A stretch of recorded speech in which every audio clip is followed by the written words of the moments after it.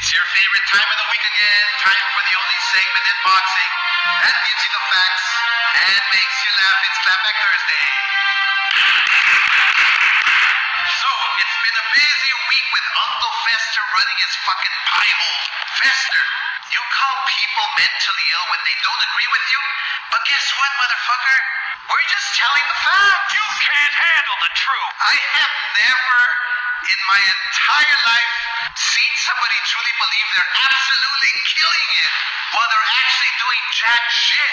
I will come out and say it right now. Zuffa is officially a failed science project. I didn't even know what the fuck that was. And here's why. Alright, number one, they just had their fourth event over the weekend.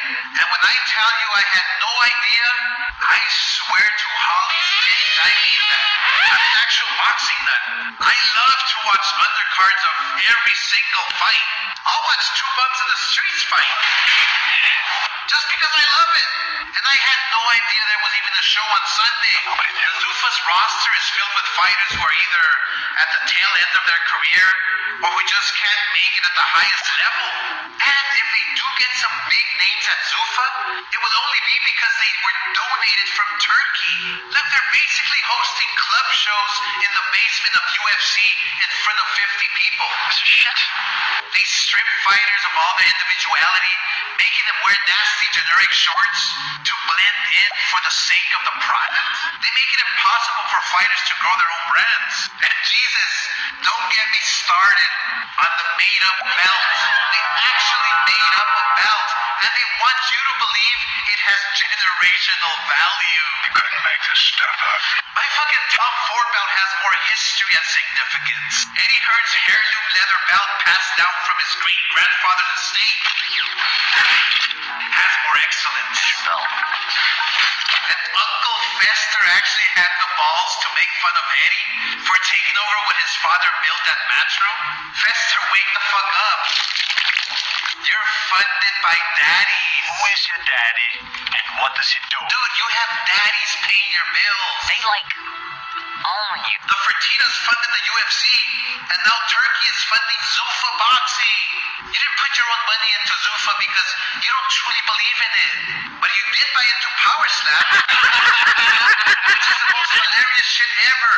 And we all remember the classic promotion you did for that one. Fight! You slapped your own wife in public to promote Power Slap? Some call that brilliant marketing, but most of us just call it domestic violence. That's this guy, woman beater? Here's another look at everything you need to know about this man's character. He's a douche. He's a wife beater. He's a liar.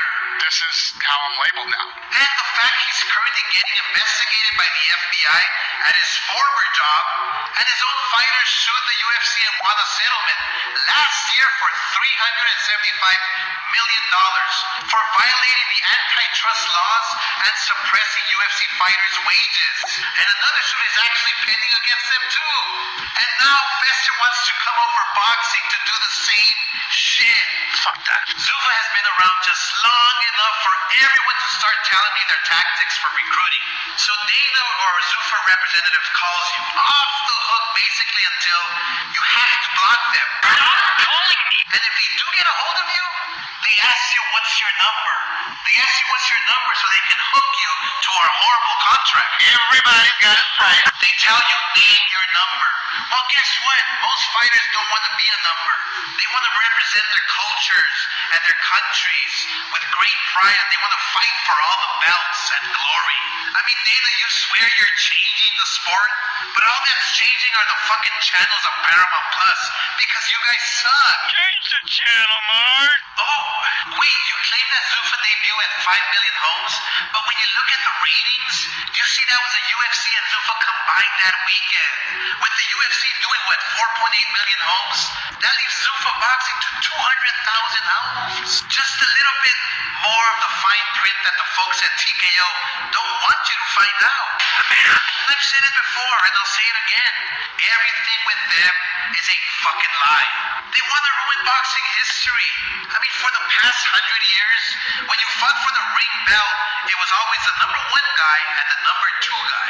Now Joy Obatai is fighting in March for the Zuffa World title belt and the ring belt against Brandon Blanton, who is number 15 in the world. Who the fuck is this guy? Okay, you're hearing it here first. The ring brand is officially dead with Zuffa tied to its ballsack, drowning at the bottom of Lake Erie, next to Max Kellerman's career. See you on Saturday night for Ryan Garcia versus Mario Barrios here in Las Vegas. And remember, kids, you're never a hater if you only speak the facts. Okay, that was none other than Oscar De La Hoya with Clap Back Thursday. So basically, Oscar took the time out to respond to Dana White, who basically, you've seen him over the past weeks daring Oscar De La Hoya to respond to him on Clap Back Thursday. And he basically said that he couldn't wait. So Oscar abided by basically responding. That was pretty good, calling him Uncle Fester and taking a shot at Max Kellerman at the same time. To be honest with you, listening to Max Kellerman working for Ring Magazine, Max Kellerman just seems to be a company man now. Very disingenuous on some of his takes, to the point to even where he was challenged by Shady McCoy. So, you know, Max Kellerman is a company man, you know, where at one time guys like me were calling for him to get back in boxing because we respected his take, whether we agreed with it or not on some boxing subjects or some boxers. But now he clearly is following the script, what they're telling him to say at Ring Magazine. There's certain things where you could tell where people are voicing an honest opinion or giving an honest assessment of a box or a situation or a potential match or a post match. But this particular version of Max Kellerman seems to be, you know, riding the wave of what his producers of the show are telling him to say. So that makes him fake. So that was pretty funny. You know, but nevertheless, whether you like it or not, you've been hearing about a lot of issues with Golden Boy behind the scenes or highly publicated, you know, based off the issues about possibly the building where the Golden Boy office is under foreclosure. And you've been hearing about issues with fighters not being happy with current contracts. You already seeing what's going on with this Virgil Ortiz, you know, versus Golden Boy situation, where it appears neither party is happy, to the point to where, you know, they're suing each other. Now, what I find funny is, you know, Devin Haney was raked across the ashes basically for his issue with Ryan Garcia, basically being screwed by Ryan Garcia. And for the people that keep saying Ryan Garcia didn't cheat, okay, I'll speak about that later on, what possibly stands to happen to Ryan Garcia if he loses Saturday. But nevertheless, a lot of you are just a bunch of fake motherfuckers that follow a wave and will do anything for subscribers and views. View holes. That ain't your boy Tim. But that was a pretty good clapback with Oscar De La Hoya, the Uncle Fester thing. That was, got to give him credit for that. But let's see what, you know, let's see what happens in the next coming weeks. You know, there's supposed to be an official press conference and official announcement for David Benavidez versus Zurdo Ramirez.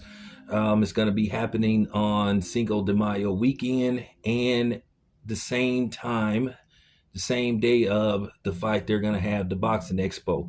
So they do have tickets available. So check that out. Anyway, let me know what you think. This is your boy Town Biz. I'm out.